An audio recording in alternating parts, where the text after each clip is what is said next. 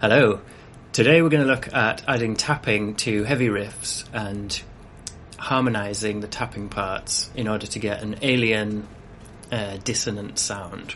So the riffs we'll keep very simple, but once you get the idea of what we're doing, you can then start to write your own riffs, which are more complex or more interesting. But we're just going to use a low note for the first couple of exercises. And then for the third exercise, we'll just do some simple palm mutes.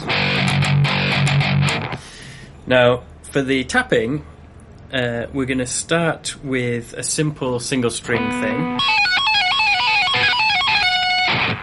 And what we'll do is you can either, if you've got two guitars or two guitarists, you can have one play the lick normally and the other play everything a half step higher. So when you combine these together, you get this dissonance between the notes and it gives you this kind of alien feel. So another way to do that would be if you're just a single guitarist on your own, you can play this the normal way, and if you've got some kind of harmonizer pedal, you can set that to be just a semitone either above or below and get the dissonance that way. Or you can do what I've done and record two guitar parts separately. So I'm just going to show the guitar 1 part, and just remember that with guitar 2 the lower parts will be exactly the same and the higher parts will just be identical but everything up 1 fret, so a semitone higher.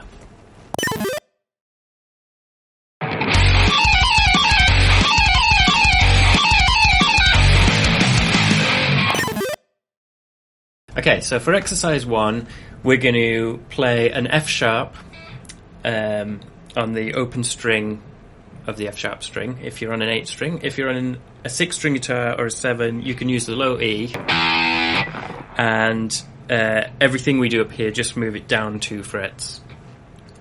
So you're in the key of E minor instead of F sharp minor. But we're going to do F sharp, and then we're going to tap the 21st fret, and then we're going to pull off to the 17th, then the 16th, and then the 14th. So, okay, so these are all notes from the F sharp minor scale. And once you've done these 4 notes, we're going to do the same thing again, only this time we're going to tap the 19th fret, and then we're going to go back up to the 21st fret. So what we've got so far is, and we're just going to repeat that 3 times. So it'll sound something like this.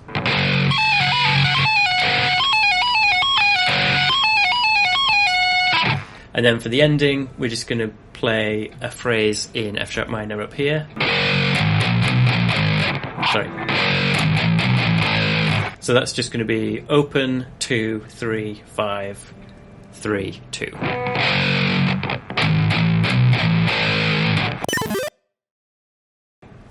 Okay, so slowly the whole thing will sound like this.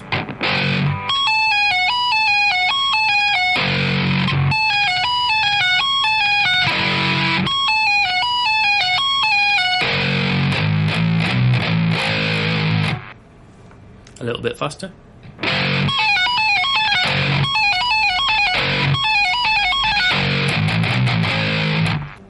So the purpose of exercise 1 is just to get you used to moving from the lowest to the highest string and going from a pick to a tapping part. So nice and easy, keep it fairly simple, and as always, start off very slowly, practice it plenty of times, and you'll soon have the muscle memory to play it at higher speeds. So let's move on to exercise 2.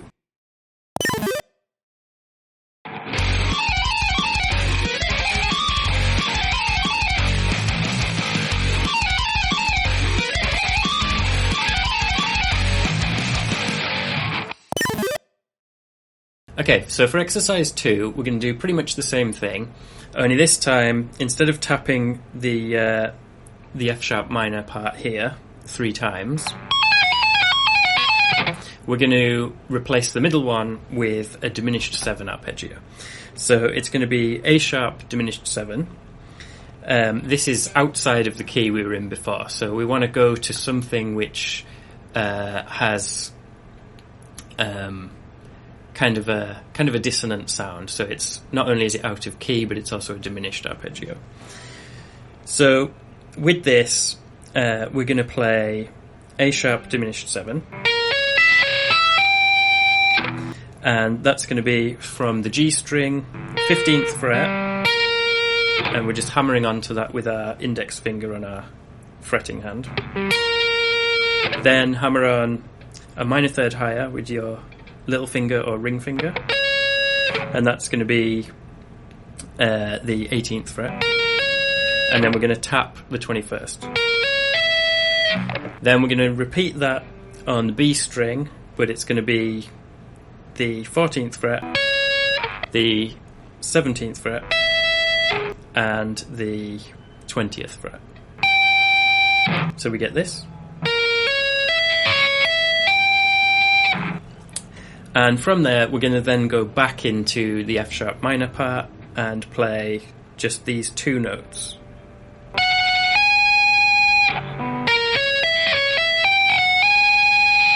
Which is F sharp and G sharp. And then we're going to tap the 21st fret, and then slide up to 22, and then back to 21. So we get... Now you can double tap this with your middle and ring fingers, if you prefer. But I found it easier to slide.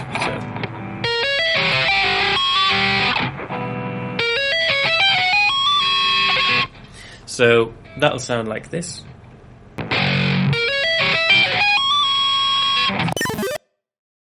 So here's exercise 2 slowly.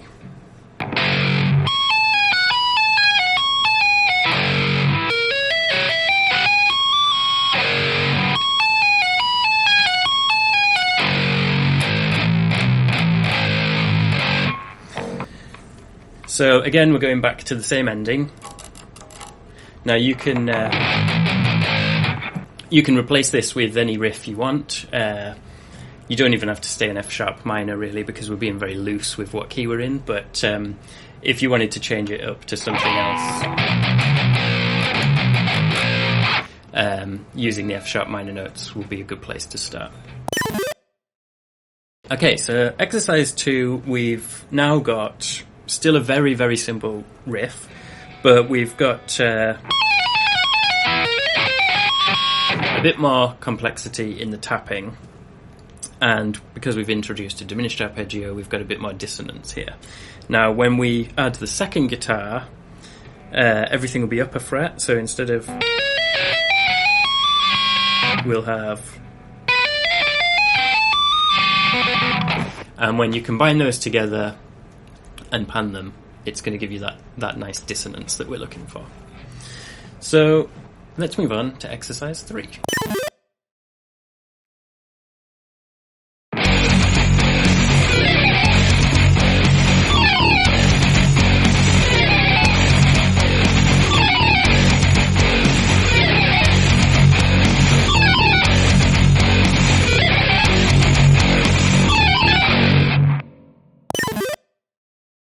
Okay, so exercise 3, we're going to actually play at a slower tempo, but the tapping is going to be faster. And that's because we're moving from 16th notes to 32nd notes. So we're going to try and put 8 notes into a single beat. We're also going to make the rhythm just a little bit more complex. It's still going to be extremely simple, just the open string, and we're just going to palm mute it like that.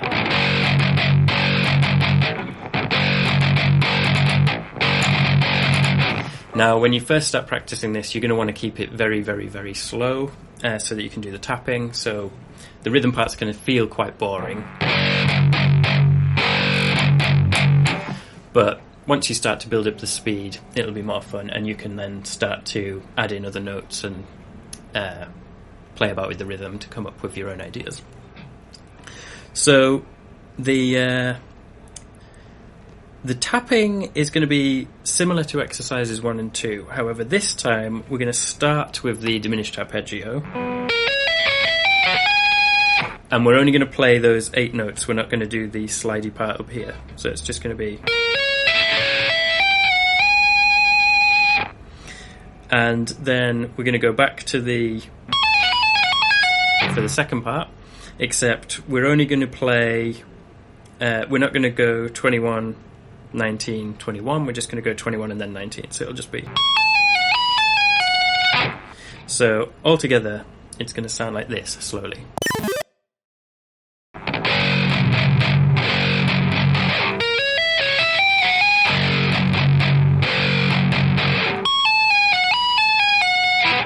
A bit faster.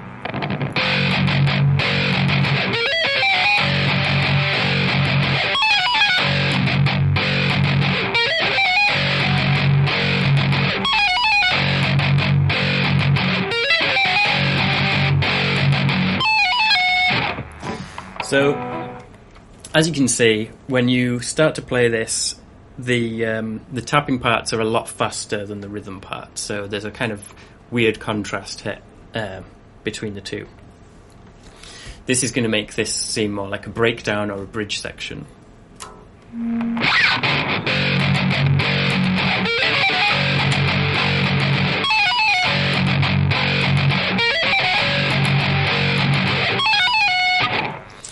So from there you can go into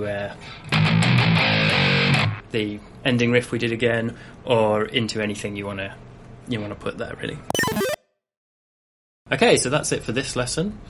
We've looked at how to add tapping to a lower riff.